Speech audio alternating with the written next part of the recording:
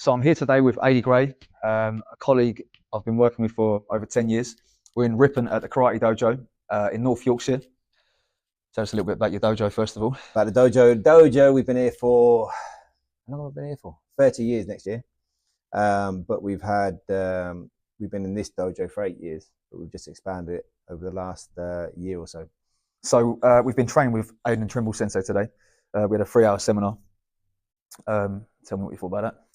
Yeah, Aidan's amazing anyway. So we know how good he is. We train quite regularly with him anyway. But it's great to have him up at the dojo and let a lot of people experience sort of the modern day sort of master that he is. And when you train with him, you actually realise how good he is. Yeah, it's quite reassuring to sort of do karate or to back up the karate we're doing as well, isn't it? Yeah, and I think we've always got to be learning, aren't we? We're always learning. Yeah. So we're always challenging ourselves about how to move better, how technically to make it more effective.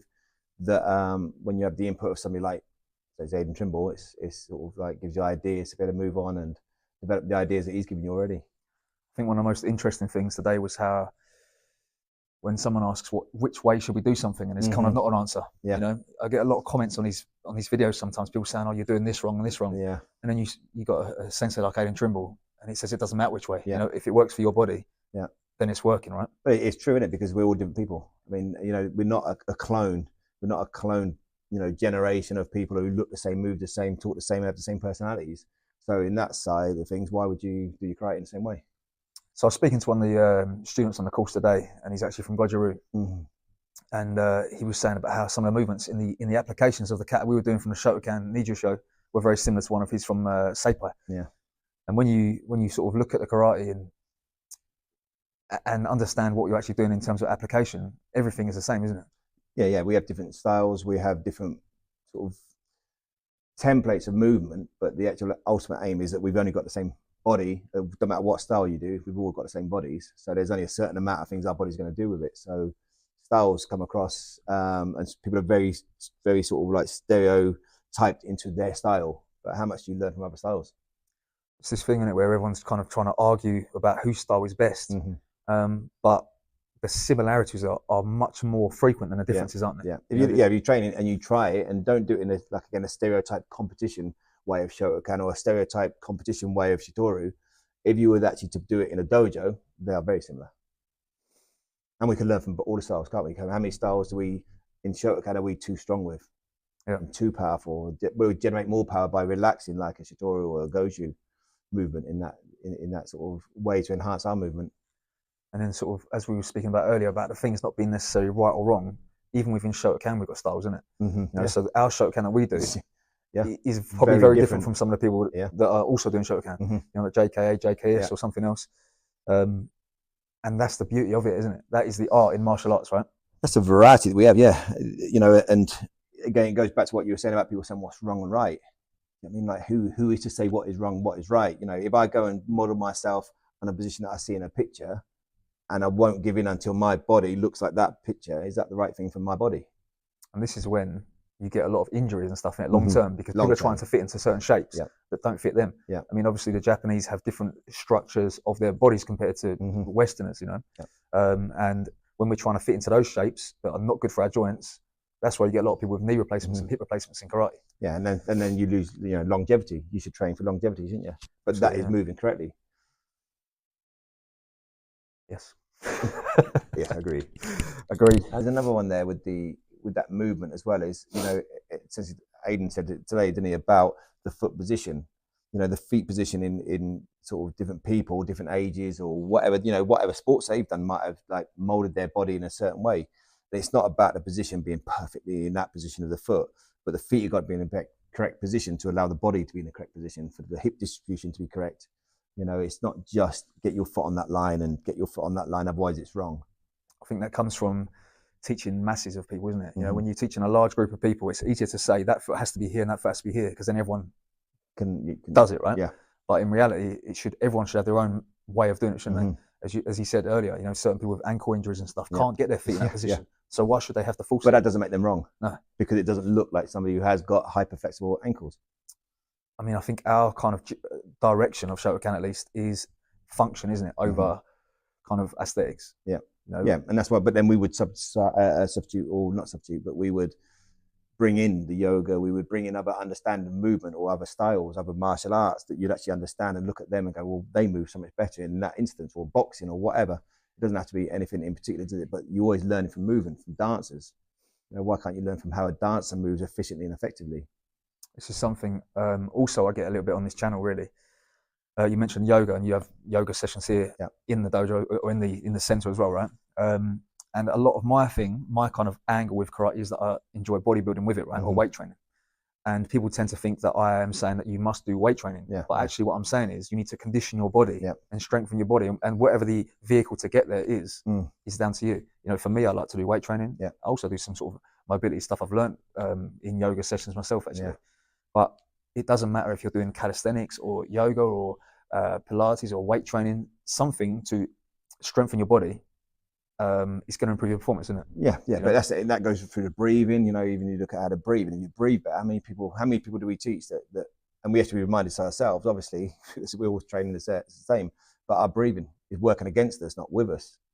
But if you're working with your body in yoga to breathe, or another bodybuilding or weightlifting, you have to learn to breathe correctly, and you have to implement that into your karate.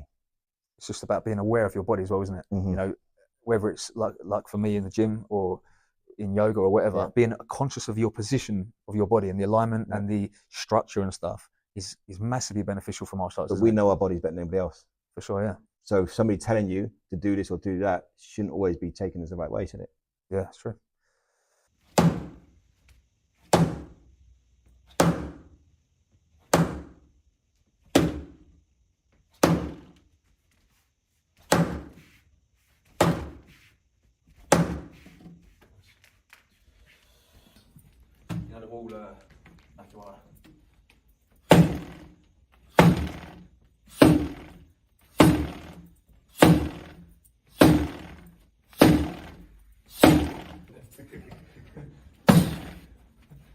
Another thing that I sort of see online mainly is when people are sort of judging other people that they see in karate, you know, and they're saying, "Oh, this person shouldn't be a black belt because they can't kick this high," and they're judging them aesthetically from outside without understanding them.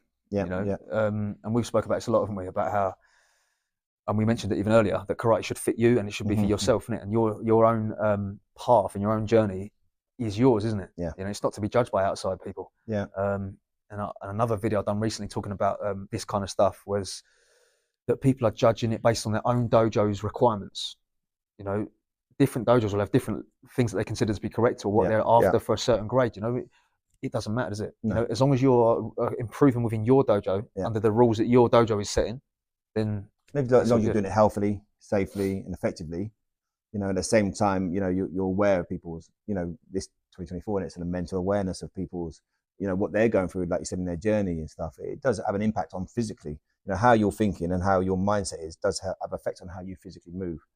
You know, so again, if you just judge anybody by a physical movement or a physical position or a picture, you know, but how did they get there? And again, it goes back to the same thing as when people judge it by a picture. You know, it's very easy to judge a picture in the finished position. But the middle position that we were talking about today in the course, the middle position is the important part, and that bit hasn't been snapped, or that bit hasn't been videoed, or it hasn't had the picture image, you know, showing the transition and the movement and the application. It's only showed the beginning and the end. So somebody may not have a great ending, or it may not, you know, what people say, oh, that foot should be there, that foot should be this position, or whatever. But what about the middle bit was amazing. Then their karate is probably better than the person who had a lovely finish and looked like a model finish. Yeah, this is a thing as well when people are talking about application of techniques, and where I think, I mean, anyone can do whatever they like to do, right? And they can apply techniques how they like. But for me and for us, as we say, the middle section is the application. And people end up judging Agyuki, for example, a rising block, and saying, "Oh, your body's open." Yeah. But this is not the block. It's not how it works. Yeah. You know, it's as you say, it's getting there in the middle. The all the action happens here in the middle, and the end position is irrelevant if it's open because you're not in that position. You're not fighting someone from that position. And should it work? It would have worked before then. Yeah, before that finished position. It's already happened, isn't it? Yeah. You know, and you get a lot of people sort of saying, "Oh, you know, that block doesn't work. That block doesn't work," because of you're opening yourself up, but they're missing the important part, which is in the middle, isn't it? Right? Yeah. It's the application. That's the bit that works, isn't it? So I know you have a lot of events at the dojo here. I'm going to be up here teaching with you on December the 1st Yep. of 2024. And I believe you have quite a lot of other things going on. So Yep. if you could tell us about Yeah, well, those. obviously we've just had Sensei Aiden Pinball. You know, in the past we had Sensei Dave Hazard, Sensei Wayne Otto. You know, we always have lots of people who we try and learn from. We do performance workshops in-house where we combined, not actually connect at the same time. So we're not doing a form of yoga karate, but we do yoga to supplement karate. So yeah, we run 3 or 4 of them a year. But it's just trying to keep it teaching in the same people you trust, and also in the same road you want to follow, rather than just branching off, trying different people here, different people there, not having a road to follow. You know, that then becomes confusing. That confuses your karate. So a lot of our courses are all, you know, handpicked to develop in the way that we want our own students to develop. Yeah, and all our courses are always open to other styles. We have lots of other styles regularly come down.